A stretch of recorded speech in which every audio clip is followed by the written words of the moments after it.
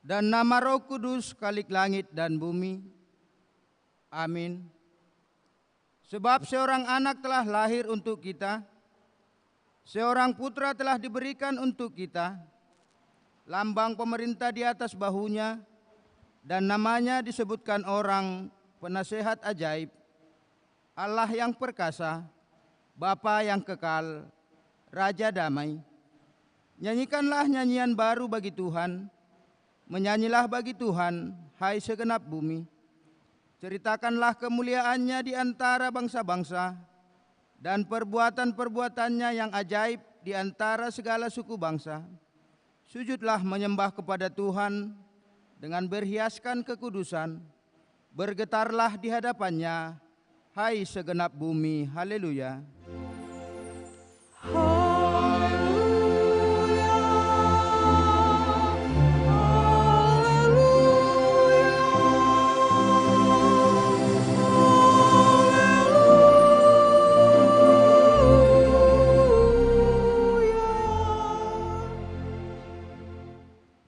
Mari kita berdoa. Ya Tuhan Allah Bapa kami yang Maha Pengasih, segala puji syukur dan kemuliaan kami ucapkan kepadamu atas segala berkat dan anugerah-Mu yang besar itu kepada kami umat manusia, yaitu anak-Mu Yesus Kristus yang Engkau utus untuk keselamatan kami. Dia telah merendahkan dirinya dan menjadi miskin, sehingga Ia lahir di kandang domba di Betlehem, agar kami menjadi kaya. Kuasailah hati kami dan bimbinglah kami dengan Roh-Mu yang kudus itu, agar kami makin mengenal kasih yang dinyatakan oleh anak-Mu. Demi ya Tuhan, dengarkanlah doa kami, dalam nama anak-Mu Yesus Kristus Tuhan kami. Amin. Jemaat kami silakan duduk.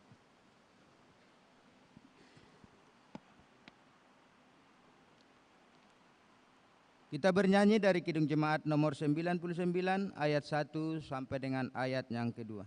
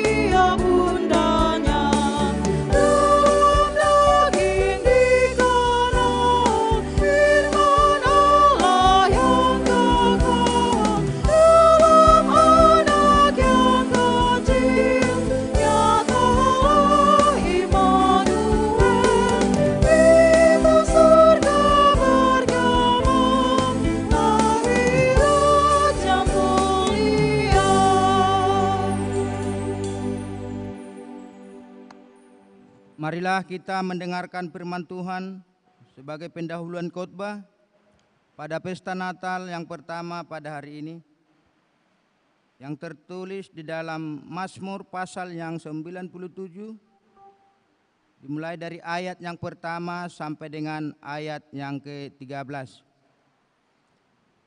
Mari kita baca secara bergantian. Tuhan adalah Raja, biarlah bumi bersorak-sorak, biarlah banyak pulau bersukacita. Awan dan sekeliling dia.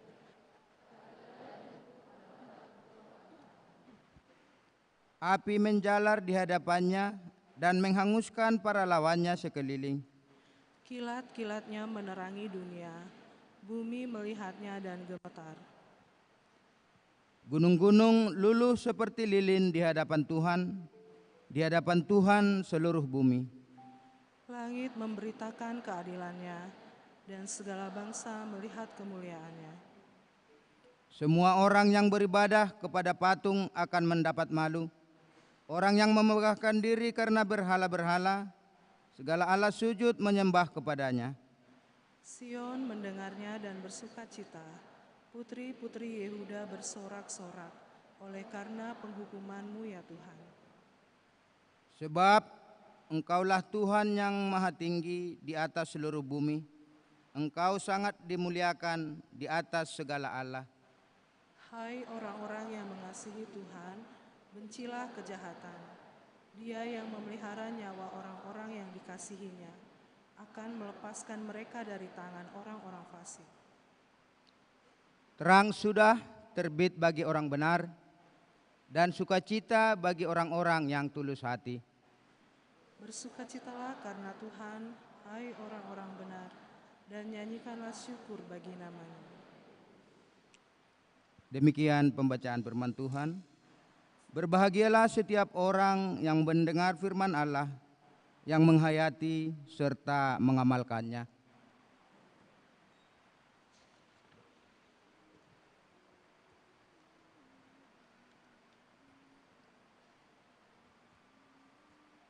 Kita bernyanyi dari Kidung Jemaat nomor 96 ayat 3 sampai dengan ayat yang keempat.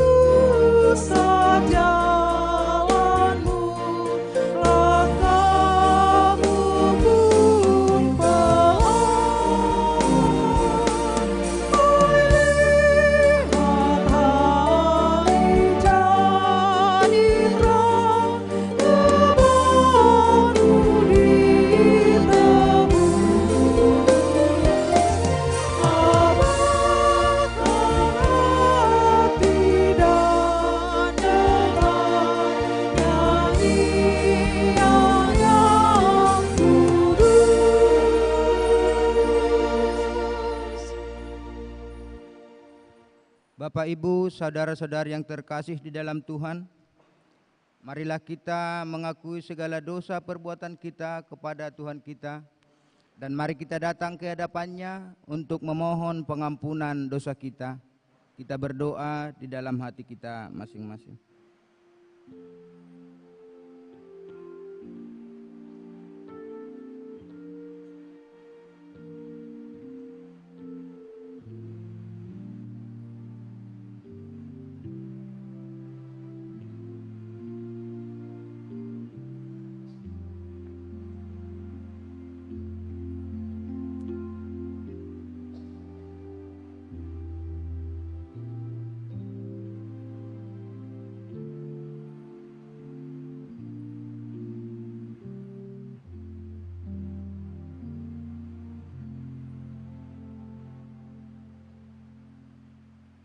Bapa kami yang di sorga yang maha kuasa, kami datang menyembah di hadapan-Mu, menyeru memanggil nama-Mu, karena kami susah dan gelisah oleh karena dosa kami.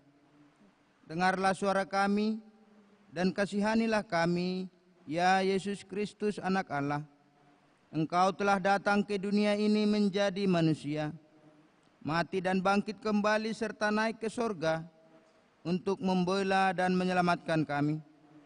Kasihanilah kami dan kuatkanlah iman kami untuk bersyukur kepadamu. Ya Roh Kudus penghibur orang yang tertimpa duka dan lara, kasihanilah kami, sembuhkanlah segala penyakit dan penderitaan kami oleh karena dosa. Tinggallah beserta dengan kami, agar kami senantiasa merasa bahagia melakukan kehendak-Mu. Dengarlah doa kami ini ya Bapa, Anak dan Roh Kudus. Amin. Janji Tuhan tentang pengampunan dosa. Demikianlah firman Tuhan. Marilah, baiklah kita berperkara, walaupun dosamu merah seperti kermiji, akan menjadi putih seperti salju. Walaupun berwarna merah seperti kain kesumba, akan menjadi putih seperti bulu domba. Segala kemuliaan bagi Allah di tempat yang maha tinggi. Amin.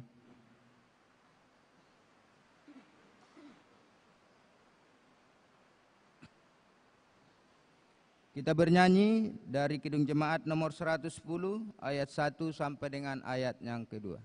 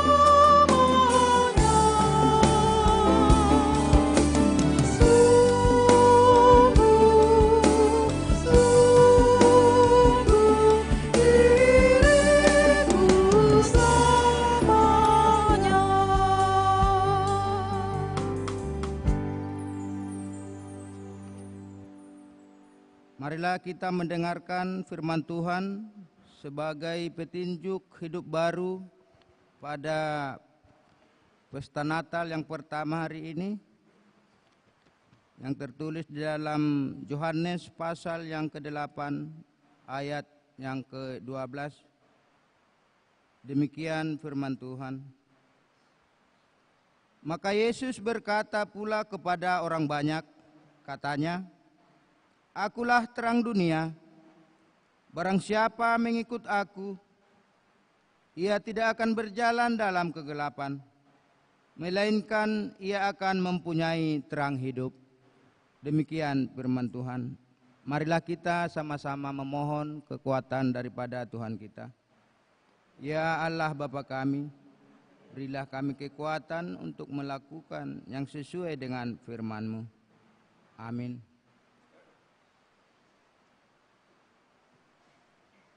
Kita mendengarkan kor dari tim doa.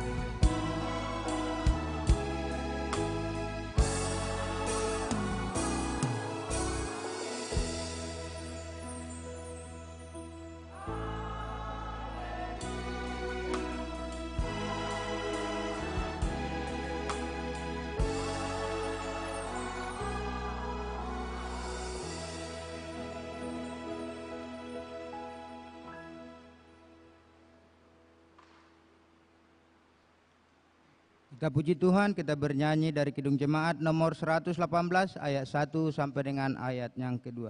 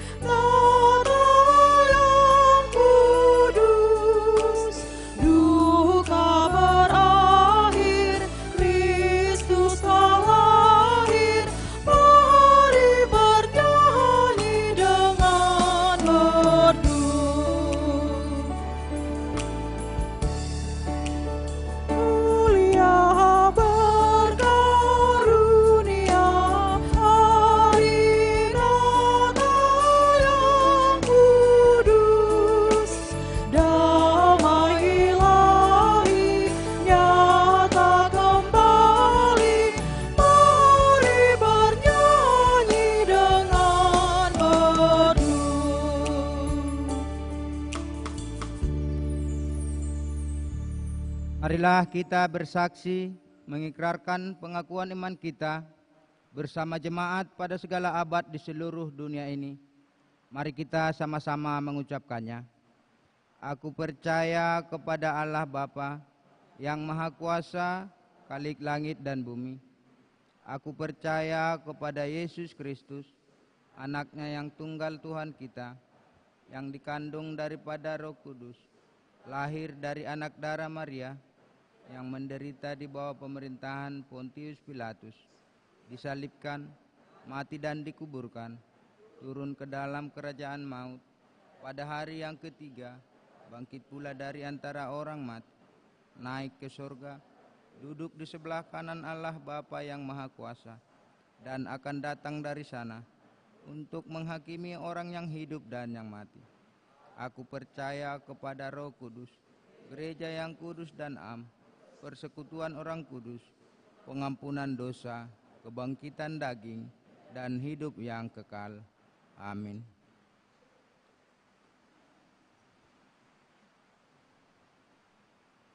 Kita bernyanyi dari Kidung Jemaat nomor 119 ayat 1 sampai dengan ayat yang ketiga.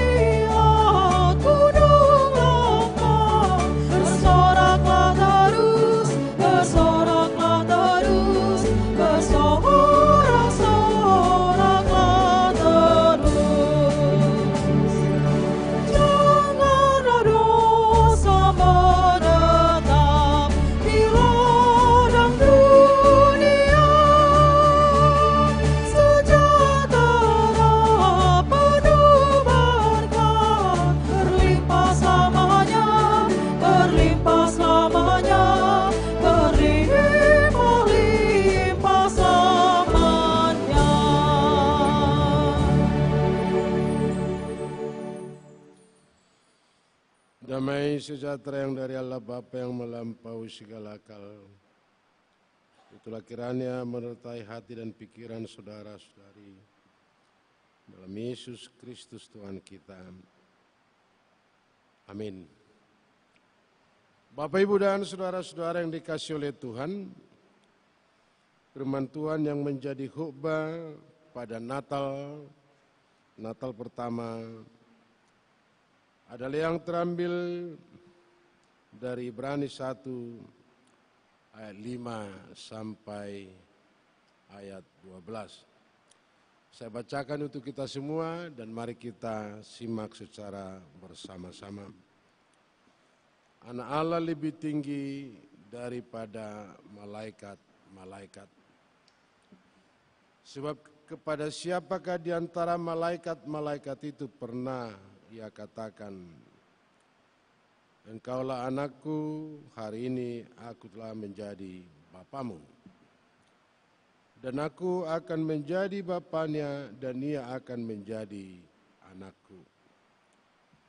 Lagi pula ketika ia membawa anak-anak yang sulung ke dunia, ia berkata semua malaikat Allah harus menyembah dia. Tentang malaikat-malaikat ia berkata, ia membuat malaikat-malaikatnya menjadi badai dan pelayan-pelayannya menjadi nyala api.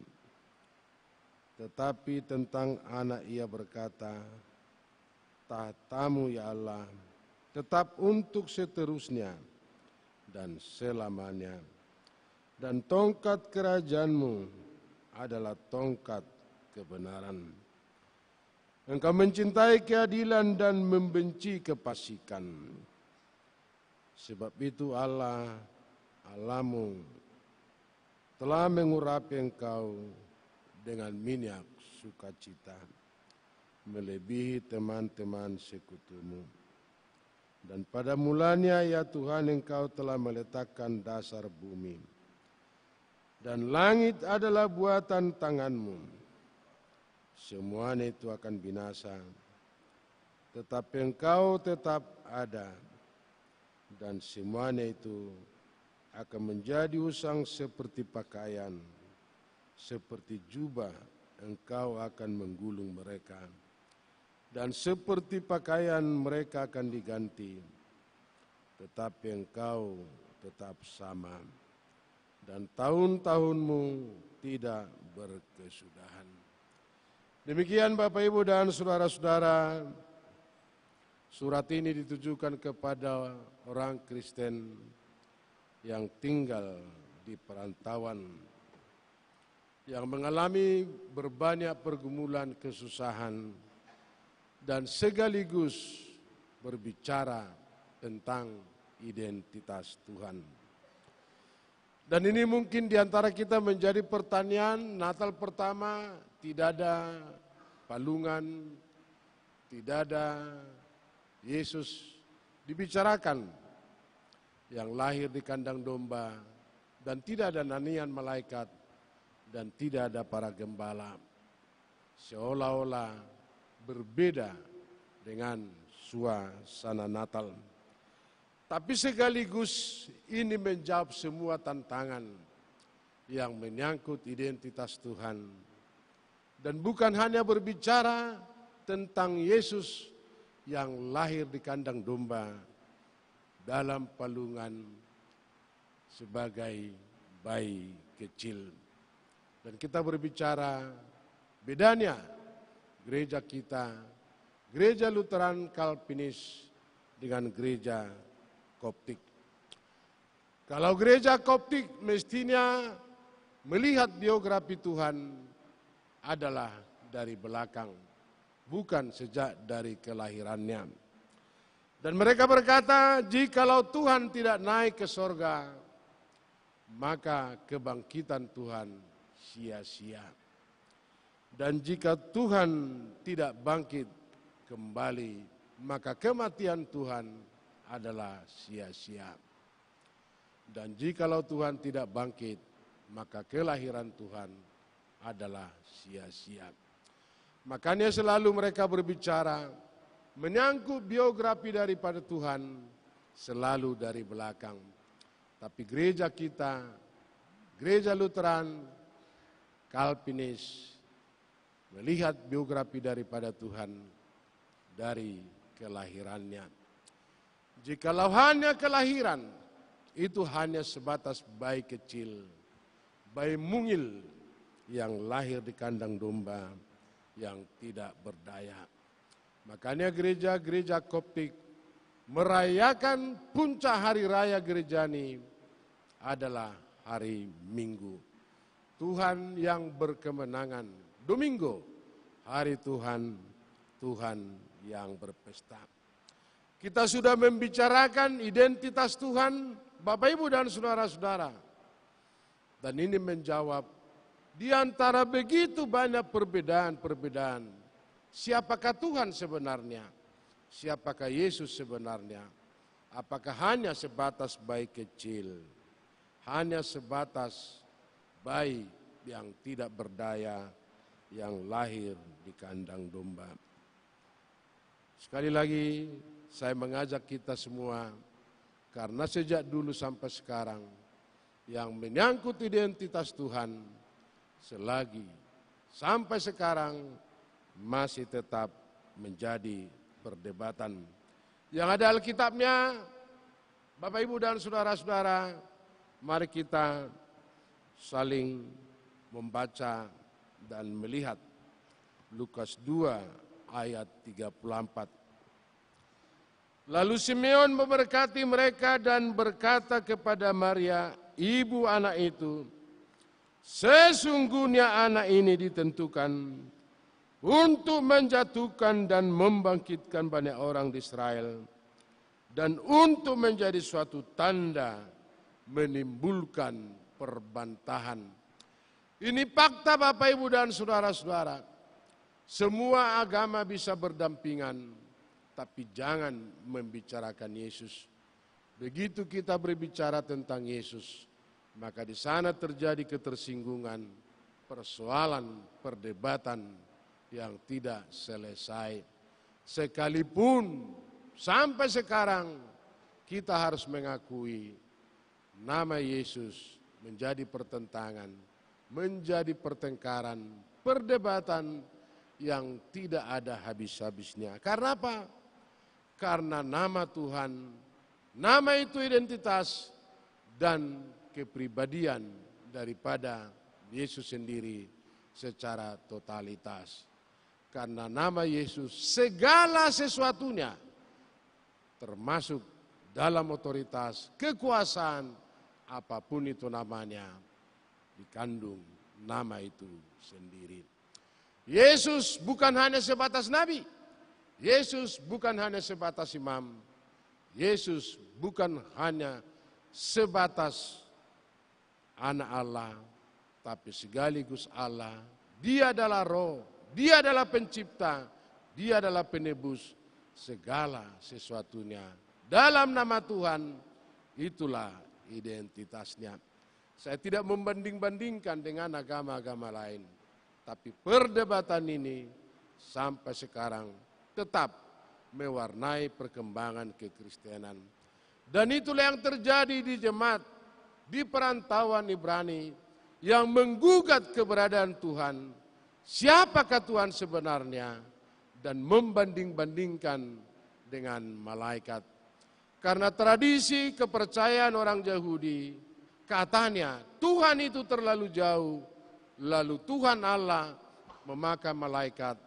Malaikat menjadi perantara, dan perbandingan itu, itulah yang kita dengar sekarang. Menjadi khotbah perenungan Natal pertama, dan menjawab semua perbedaan itu, bukan malaikat, dan bukan di bawah malaikat, tapi di atas daripada malaikat. Dan segala sesuatunya tidak setara dengan malaikat. Saudara-saudara yang dikasihi oleh Tuhan, dulunya Allah itu Allah yang transenden, sangat jauh dan tidak bisa dihampiri.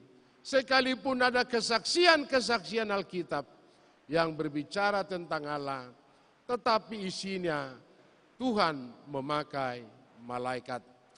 Pada waktu Tuhan mau membentuk satu bangsa yang besar, malaikat yang disuruh Tuhan, sekalipun bahasanya Allah memanggil Abraham dari tanah Ur Kasdim, Tuhan memakai malaikat.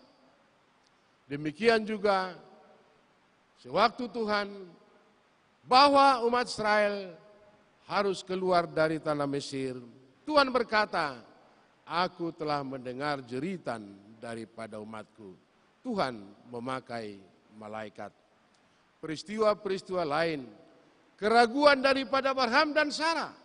Pada waktu itu, sekalipun janji Tuhan, tahun depan seperti ini, engkau akan melahirkan anak. Tapi keraguan mewarnai kehidupan keluarga Abraham dan Ishak. Sekalipun malaikat berkata seperti itu. Ada peristiwa malaikat yang turun naik dari sorga. Peristiwa Yakub menjadi pelarian karena dia menipu bapaknya Yakub pada waktu itu.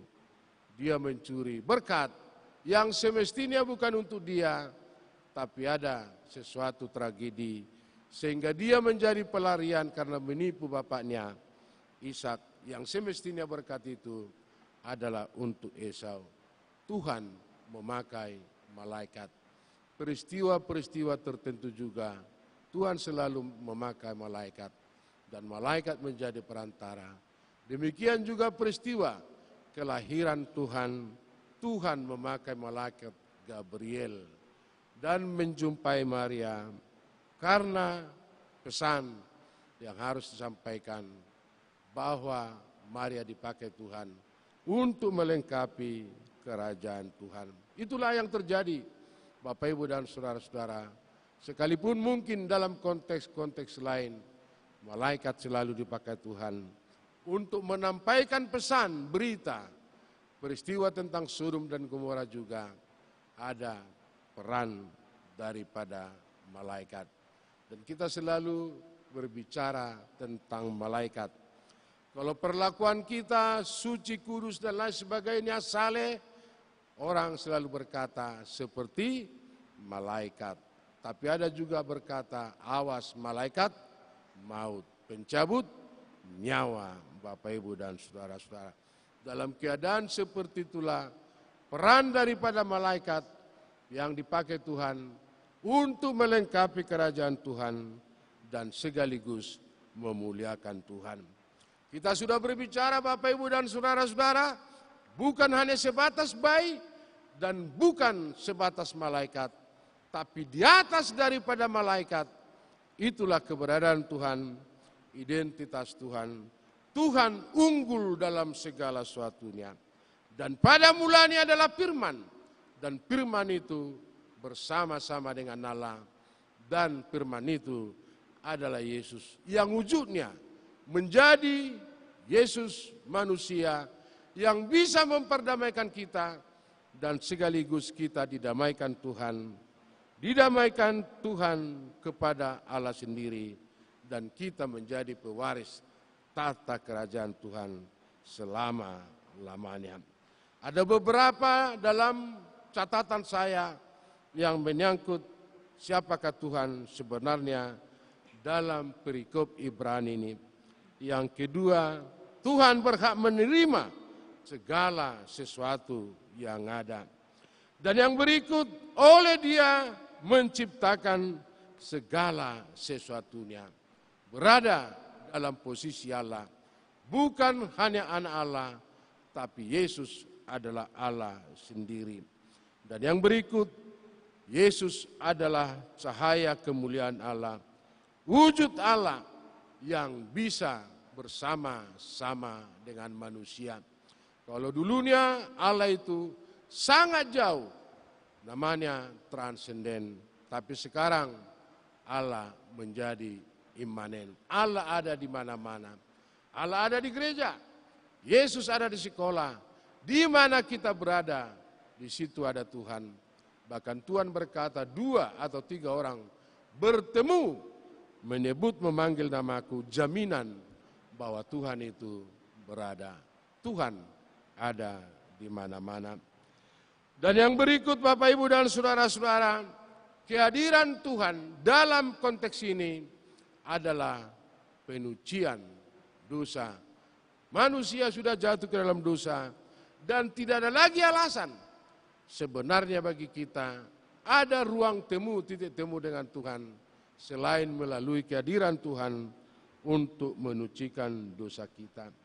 Dan yang berikut, Yesus menopang segala ciptanya.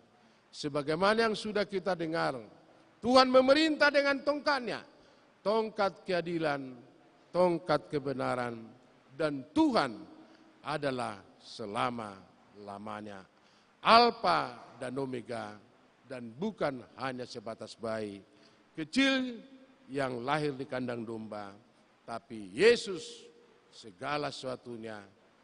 Dan kita tahu kehadiran Tuhan adalah juru selamat kita dan merubah nasib kita. Allah menjadi manusia dan manusia menjadi anak-anak Allah.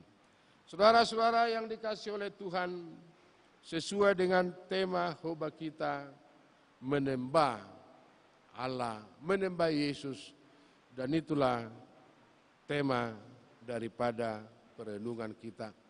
Bagaimana mungkin kita menyembah Tuhan? Bagaimana caranya kita menyembah Allah? Dan bagaimana kita menyembah Yesus sendiri?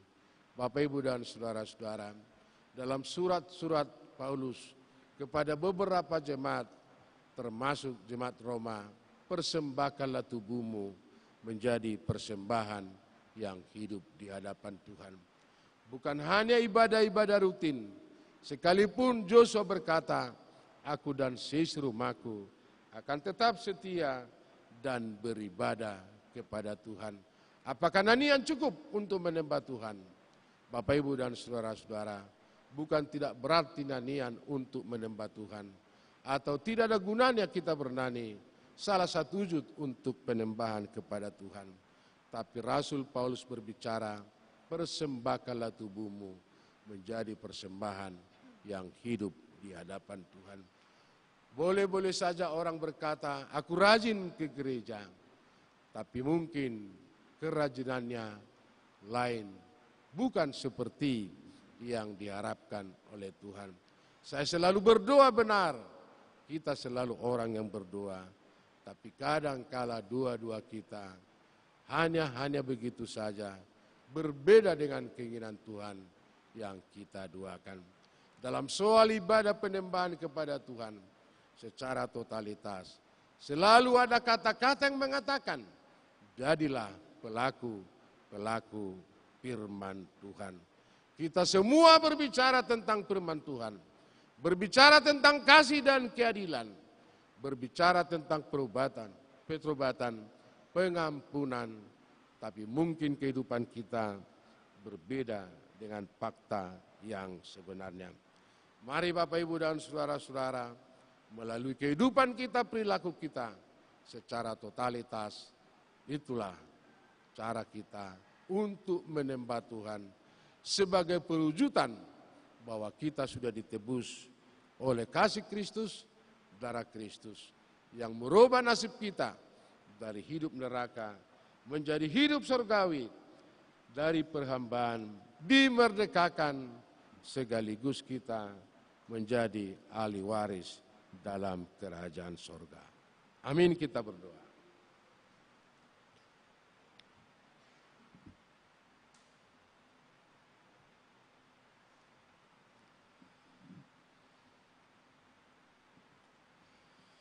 Ya Allah Bapa kami yang tidak bermula dan tidak berakhir, pada hari yang Engkau kuduskan ini kami sujud di hadapan-Mu mengucap syukur dan memuji nama-Mu.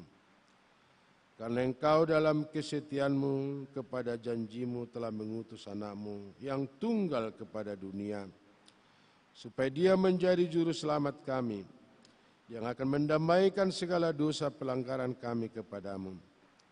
Kami tidak sanggup mengerti dan menjangkau betapa luas serta dalamnya kasih anugerah-Mu dengan akal budi kami, sehingga kami mudah dihinggapi oleh perasaan bimbang dan ragu-ragu. Karena itu ya Tuhan Allah Bapa kami yang Maha Penyayang, ajar dan bawalah kami kepadamu, supaya hikmat pengertian yang daripada-Mu itulah yang mengajar dan membimbing akal budi kami, supaya lenap keraguan hati kami pada ketentuan-Mu, sehingga pada hari peringatan kelahiran Tuhan Yesus pada hari ini, kami memperoleh kesadaran bahwa anak-Mu inilah yang kelak akan datang kembali untuk menjadi Raja dan Hakim, supaya kami menjadi kuat selanjutnya. Selama tahun-tahun dari hari-hari yang Engkau berikan bagi kami masing-masing, berusaha mendekatkan diri kami kepada kehendak-Mu, supaya pikiran dan perbuatan kami senantiasa menjadi kesukaran di hadapan-Mu. Ya Yesus, Tuhan dan Juru Selamat kami, yang lahir di Betlehem, Engkau datang menjadi manusia, supaya oleh-Mu kami akan memahami dan menyadari kehendak Allah yang Maha Kudus itu. Dengan tidak jemu-jemu, Engkau mengajar dan menggembalakan kami, supaya kami jangan terhilang, tetapi menjadi satu kumpulan dalam persekutuan yang menjadi tebusan-Mu. Pimpinlah semua anggota gereja-Mu, supaya kami melalui perayaan ini memperoleh pembaruan iman, supaya keyakinan kami pada keselamatan dan kedamaian yang Engkau bawa kepada isi dunia semakin kokoh dan tumbuh, melahirkan buah dalam segala perbuatan kami.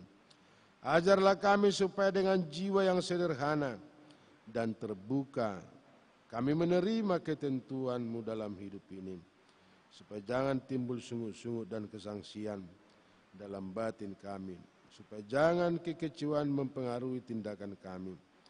Pada kesempatan ini kami mengingat saudara-saudara kami yang tidak ada di tengah-tengah kami. Kami tidak mengetahui alasan dan hal apa yang menghambat mereka datang untuk bersama-sama jemaat-Mu, memuji dan memuliakan nama-Mu di tempat ini. Tetapi Engkau mengenal dan mengetahuinya, karena Engkaulah Tuhan yang Maha Kuasa dan Maha Tahu. Oleh sebab itu kami memohon kepadamu, kiranya penyakit yang menjadi penghalang bagi mereka, tolong dan pulihkanlah kesehatan mereka, supaya pada kesempatan berikutnya kami boleh bersama-sama bernyanyi memuji kasih anugerah-Mu. Tetapi bila kesibukan-kesibukan dunia beserta akibat-akibatnya menjadi penghambat, bawalah mereka kepadamu sesuai dengan kehendak-Mu, supaya mereka jadi sadar bahwa hanya padamu sajalah kami menemukan sukacita yang penuh damai dan sejahtera, supaya untuk seterusnya kami kuat menghadapi pengaruh dan godaan dunia ini. Tolong dan kasihanilah kami senantiasa dalam anak-Mu yang Engkau anugerahkan kepada kami, supaya kami beroleh keselamatan yang kekal dalam kerajaan-Mu. Amin. Kita kembali lagi bernyanyi memuji Tuhan.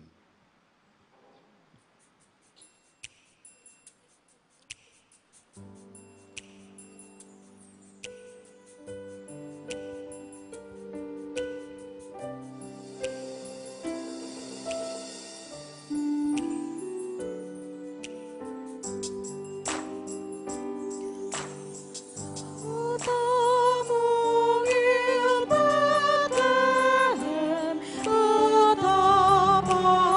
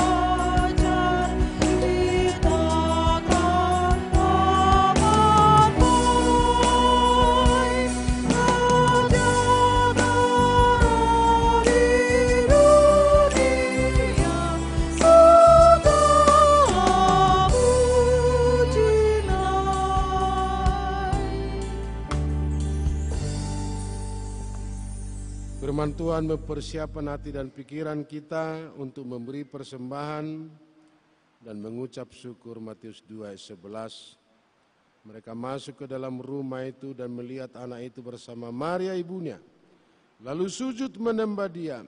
Mereka pun membuka tempat harta bendanya dan mempersembahkan persembahan kepadanya, yaitu emas, dupa, dan mur. Amin. Kita beri persembahan kita.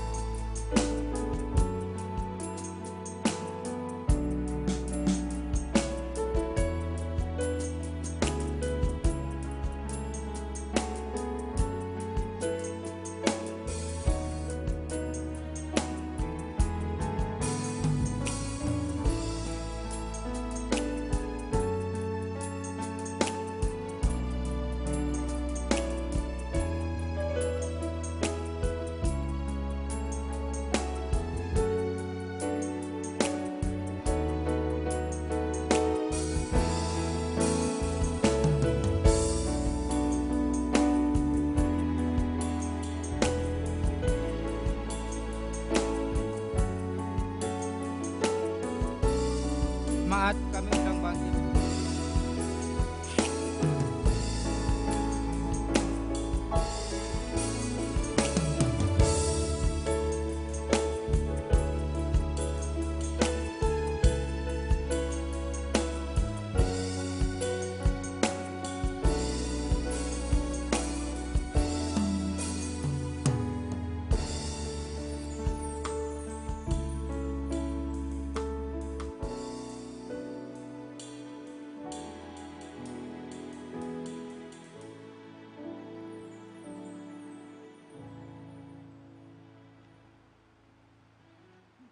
Kita berdoa, ya Allah Bapa kami yang ada di surga, kami mengaku dengan setulus hati Engkau sumber segala berkat dan karunia dalam hidup kami.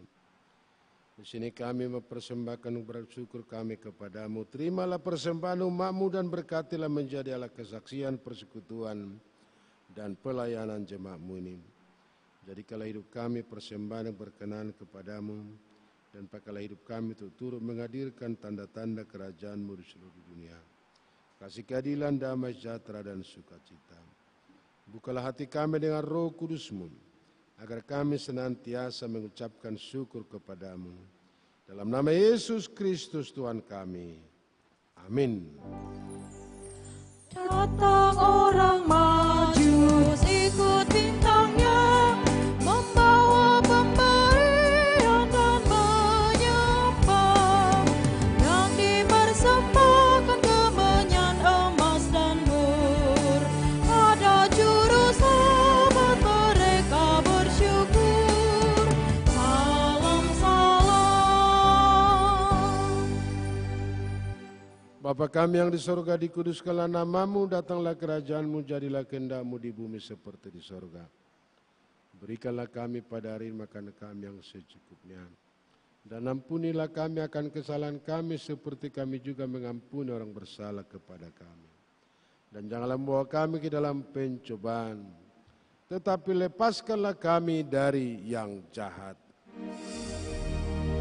Karena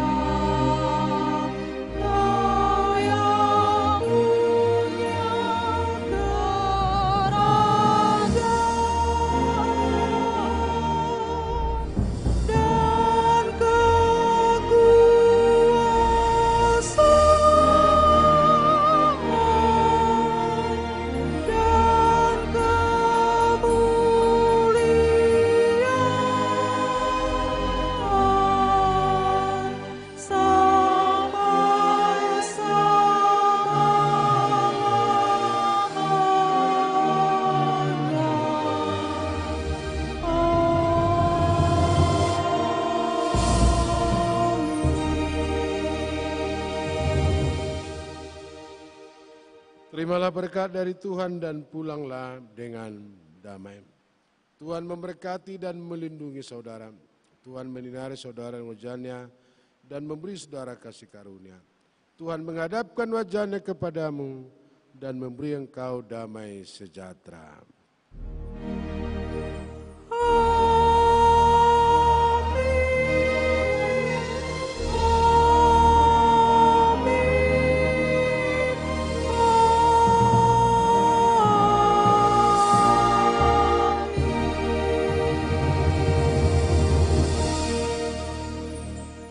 Selamat Natal, Shalom, Horas.